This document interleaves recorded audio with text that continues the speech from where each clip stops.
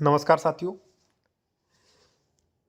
इस वीडियो में आप समझेंगे कि अगर कोई भी ज़मीन आपकी विवादित है तो उस पर आप आसानी से कब्जा कैसे लें, क्या इस पर कानून है, क्या दिशा निर्देश हैं और विद पीडीएफ के, ठीक है, जिससे आप जो है अधिकारियों को दिखा सकें और अपना कब्जा जो है वो पा सकें साथियों। ठीक है, हम एक एक पॉइंट पर चर्चा करेंगे साथियों। ठीक है, यहाँ पर सभी पॉइंट्स पर यहाँ पे आप देख सकते हैं कि विवादित ज़मीन आप कब खरीदें। ठीक है ना, क्योंकि देखिए कई लोग ज़मीन खरीद लेते हैं, ठीक है, जानबूझकर खरीदते हैं, तो कब आपको खरीदना चाहिए, कब नहीं खरीदना चाहिए। ठीक है, और विवादित ज़मीन अगर है तो वहाँ पर कब्जा कैसे लें, कब्जा हटवाने का एप्लीकेशन, ठीक है, सभी के बारे में बात करेंगे। और देखिए अगर आप कोई भी विशेषज्ञ द्वारा कानूनी सलाह लेना चाह रहे हैं तो हमारा कॉन्टैक्ट नंबर वीडियो के डिस्क्रिप्शन में मिल जाएगा साथियों। या आप कोई भी प्रॉपर्टी ज़मीन खरीद रहे हैं उसका डॉक्यूमेंट्स आपको वेरिफिकेशन करवाना है, ये ज़मीन सही है कि नहीं, कोई केसेस पेंडिंग तो नहीं है, ठीक है, तो वो भी आप करवा सकते हैं। सबसे पहले कि विवादित ज़मीन कैसे खरीदें। देखिए साथियों, अगर आपको कोई भी ज़मीन खरीदनी है, ठीक है ना, तो आप एक काम करें, आप सबसे पहले ये पता करें कि ये ज़मीन जो है, जो हम खरीद रहे हैं, जो विवादित है, विवाद किस टाइप का है। ठीक है, अगर मान लीजिए ये बंदा बेचने आ रहा है आपको, वो कह रहा है कि बी ने यहाँ तक कब्जा कर लिया है, हम ज़मीन बेचना चाह रहे हैं, तो आप ज़मीन खरीद सकते हैं। ठीक है, क्योंकि खरीदने के बाद आप सेक्शन 24 कर देंगे तो ये खाली हो जाएगा, यहाँ से आपका ज़मीन फ्रेश हो जाएगा।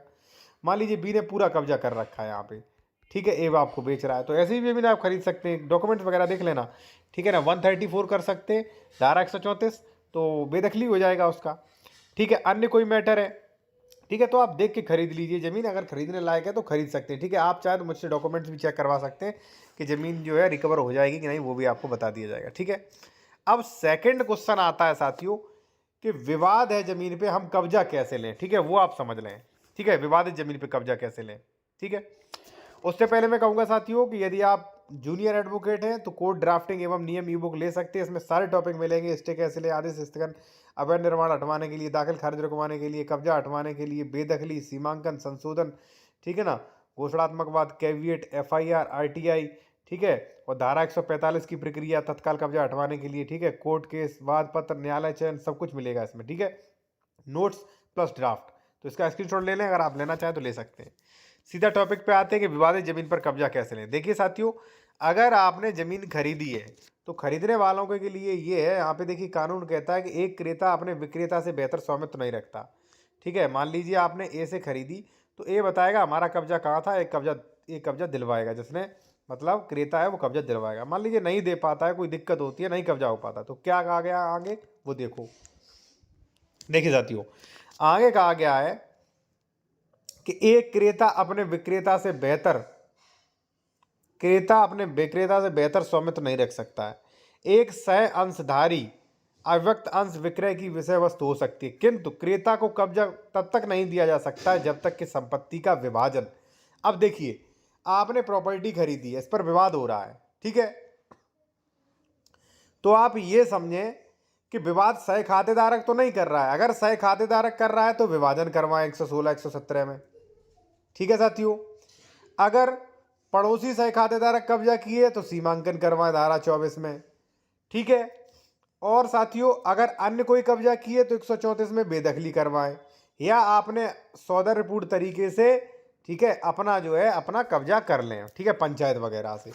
तो ये तरीके हैं। अब थोड़ा मैं और डीपली बताऊंगा। ठीक है, देखिए साथियों, ये जो हमारा थर्ड पॉइंट है वो ई बुक में भी मिल जाएगा।